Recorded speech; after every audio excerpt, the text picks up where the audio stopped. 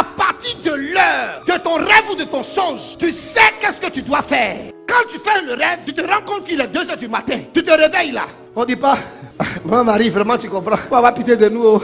Faut pas que quelqu'un va mourir dans cette main de Dieu. Tu t'es endormi. Tu es grillé comme un womi. Quelqu'un sera choqué. Vous dites, ah mais papa ça fait des chapelets ainsi de suite tout bien temps. Regarde-moi bien. Quand vous avez un bébé, au début le bébé prend quoi? Le sein quoi? Maternel. Quelques mois après, le biberon. Le bébé qui est là, vous allez voir qu'elle utilise présentement soit le sein associé au biberon. Le biberon est bon pour l'enfant, n'est-ce pas? Vous voyez ce petit garçon là, si on lui donne le lait maternel et le biberon, je vous pose la question, est-ce que le lait maternel et puis le biberon ce n'est pas bon? Mais pourquoi pour lui là, vous dites que ça ne suffit pas? À cause de son âge, le lait maternel et le biberon qui est bon pour ce bébé là, mais pour celui-là, c'est bon, mais après il peut tomber malade parce que ce qu'il reçoit, il n'y a pas assez de vitamines. On prend un autre encore. Lui là, on lui donne lait maternel, biberon et puis cérélac. Et puis on dit, quand il est dormi, est-ce qu'il sera rassasié, il va bien grandir? Est-ce que ce n'est pas bon pour l'enfant? Mais à cause de son âge, vous voyez que ça ne passe pas. Ça ne suffit plus pour son niveau. Et puis on prend celui-là, on lui donne lait maternel, biberon, cérélac. Est-ce que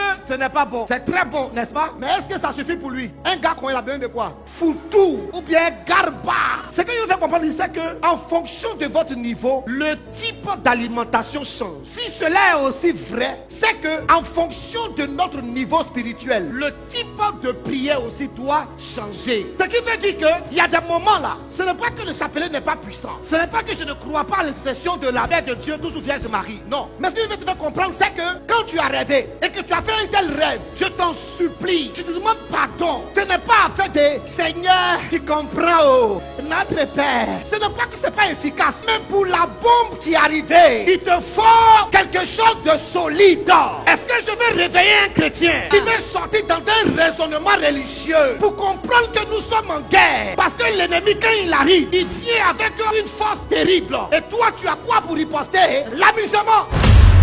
Un rêve est une disposition de l'esprit généralement nocturne survenant au cours du sommeil et qui procure à l'individu éveillé des souvenirs nommés aussi des rêves. Par le rêve, nous sortons du temps et de l'espace ordinaire qui sont comme une prison pour accéder au surnaturel, aux ancêtres, aux divins et encore comme un moyen de guérison, de connaissance et de révélation. Alors, tu peux recevoir ta guérison et ta délivrance par un rêve. C'est ce qu'on appelle les rêves de victoire. On dit quoi? Par le rêve, nous sortons du temps et de l'espace. Notre monde physique ici est régi par le temps. Alors, c'est quoi le temps? Le temps est une partie de l'éternité qui a un début et qui a une fin. Voilà l'éternité. Et l'éternité, il n'y a pas de début, il n'y a pas de fin. Vous comprenez? Mais le temps est une partie de cette éternité-là qui a un début, qui a une fin. Pour trouver le temps, il fait comme ça. Je prends une partie ici. Je mets ici 1980. Je mets ici 2023. Ce qui est ici là, entre 1980 et puis 2023,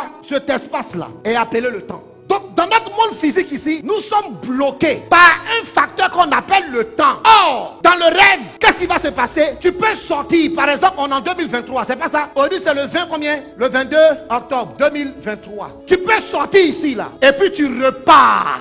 Tu repars ici en 2063. Pourtant, tu es en 2023, mais tu peux partir en 2063. Donc, les rêves, Dieu a permis que nous puissions sortir. C'est-à-dire, les rêves là ne sont pas gérés par quoi? Par le temps. Tu peux partir peut-être en 1980 où tu es né. Comme tu peux partir en 63 ou 2080. Et puis, tu vois un monsieur qui sort qui est en blanc. Et tu pries, tu dis, mais c'est qui ce monsieur qui est en blanc? Et le Seigneur te dit, la personne qu'on a vue ainsi de suite là, c'est toi. Et puis, tu dis, ah bon? Donc, en 2063, je serai président. Ou bien, je serai un homme riche. Ou bien, je serai par exemple un grand professeur qu'on va connaître dans le monde. Mais dans le rêve, Dieu a permis que tu puisses voir ça et que tu prennes les dispositions pour prier pour que ça puisse arriver. Les rêves te permettent de sortir de l'espace-temps parce que l'espace-temps là fait que tu es comme dans une prison. Tu te dis, bon d'accord, okay, va en 2024. Tu ne peux pas aller, n'est-ce pas? Et j'ai dit que l'homme est à 3 niveaux. Corps qui est physique, âme et puis esprit qui sont invisibles. Donc Dieu a fait de telle sorte que le corps là est bloqué par le temps. Mais ton âme et ton esprit là, le temps ne peut pas bloquer ça. C'est pourquoi dans le monde des esprits, on ne vieillit pas.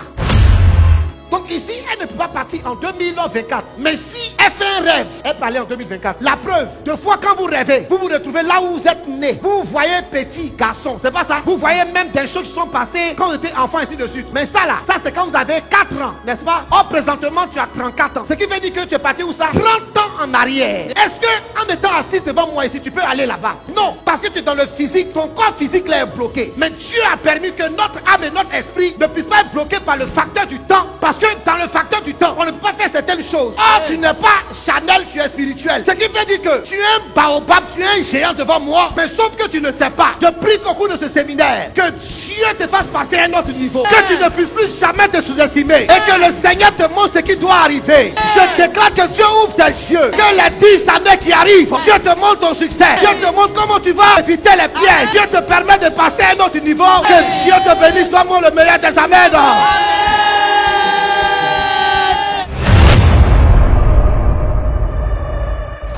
Rejoignez-nous à la paroisse orthodoxe Résurrection de Bangerville, siège à Cafel, tous les vendredis de 19h à 21h et tous les dimanches de 15h à 19h avec le prêtre exorciste Abba Daniel La Révélation ou contactez-nous au 07 07 14 0016 01 40 51 40 00 WhatsApp plus 225 07 09 82 32 82.